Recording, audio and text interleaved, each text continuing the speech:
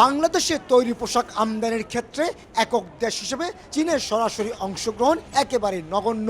2024-25 অর্থ বছরে অপ্রচলিত বাজার চীনে বাংলাদেশ রপ্তানি করেছে মাত্র 225.74 মিলিয়ন মার্কিন ডলারের পণ্য, যা আগের অর্থ বছর ছিল 217.21 মিলিয়ন মার্কিন ডলার। এখানে চাইনিজের মধ্যে কতগুলো মিডল আছে, বড় বড় ইম্পোর্টার আছে, যারা রিটেলার থেকে ব্যবসা নিয়ে তারা আবার ব্যবসাটা প্লেস করে।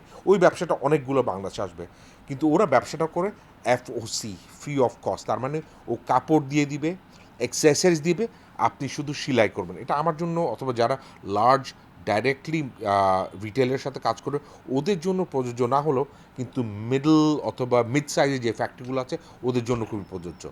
39 বিলিয়ন মার্কিন ডলার রপ্তানি আয়ের বিপরীতে চীন থেকে আসা গার্মেন্টসের অর্ডারের পরিমাণ তুলনামূলক কম হলেও পরোক্ষভাবে বাংলাদেশি গার্মেন্টস শিল্পে চীনের রয়েছে প্রভাব। বিশেষ করে FOCর আওতায় কাঁচামাল পাঠিয়ে বাংলাদেশ থেকে পোশাক তৈরি করে পৃথিবীর অন্যান্য দেশে রপ্তানির সুযোগ খুঁজছে চীন। অনেক অর্ডার কিন্তু চায়না থেকে বাংলাদেশে আসতেছে এবং এই মার্কেটটা কিন্তু আমাদেরকে ধরে নেওয়ার সুবর্ণ সুযোগ আছে। এই ক্ষেত্রে এনবিআরকে এগিয়ে আসতে হবে, কারণ আমরা যে মার্কেটটা দেখছি সেটা কিন্তু FOCর অর্ডারগুলো কিন্তু বাংলাদেশে দিয়ে করাচ্ছে ওরা। 13টি মশলার এক দারুণ কম্বিনেশনে তৈরি ইফাত রশিদ বিরিয়ানি মশলা। উৎসব এখন প্রতিদিন। চায়নার সাথে আমরা যদি কম্পিটিশন করতে চাই আমাদের নিজেদেরকে অনেক ডেভেলপ হতে হবে, এবং এটা হচ্ছে একটা ভালো সময়। এই যে আমেরিকার সাথে চায়নার যে যুদ্ধটা চলছে, এই ট্যারিফ নিয়ে, এইসব নিয়ে, আমাদেরই এখন টাইম নিজেদেরকে ডেভেলপ করে অর্ডারগুলো গ্যাদার করা।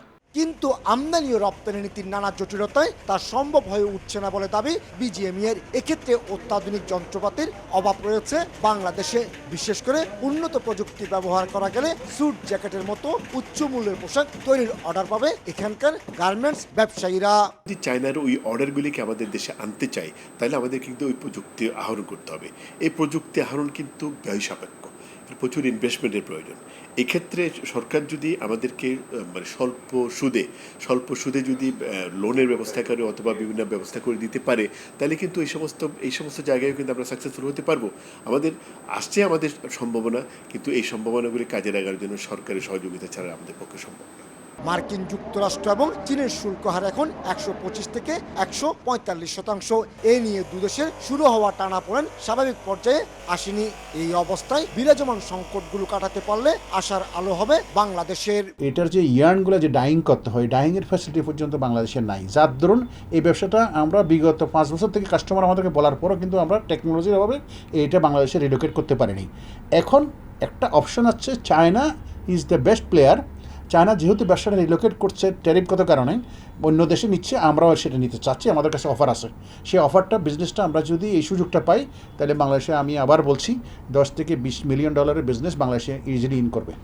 বিশ্বের তৈরি পোশাক রপ্তানির শীর্ষস্থানে রয়েছে চীন। দ্বিতীয় স্থান দখলে প্রায় জোর লড়াই চালিয়ে আসছে বাংলাদেশ ও ভিয়েতনাম। কাটিং, সুইং, ফিনিশিং এবং সর্বশেষ প্যাকেজিংয়ের প্রয়োজন অত্যাধুনিক প্রযুক্তির। আর তাতে খরচ যেমন কমবে, ঠিক তেমনি পোশাকও হবে আন্তর্জাতিক মানের। চট্টগ্রামের বায়েজিদ শিল্পাঞ্চল থেকে কমল দে, সময় সংবাদ।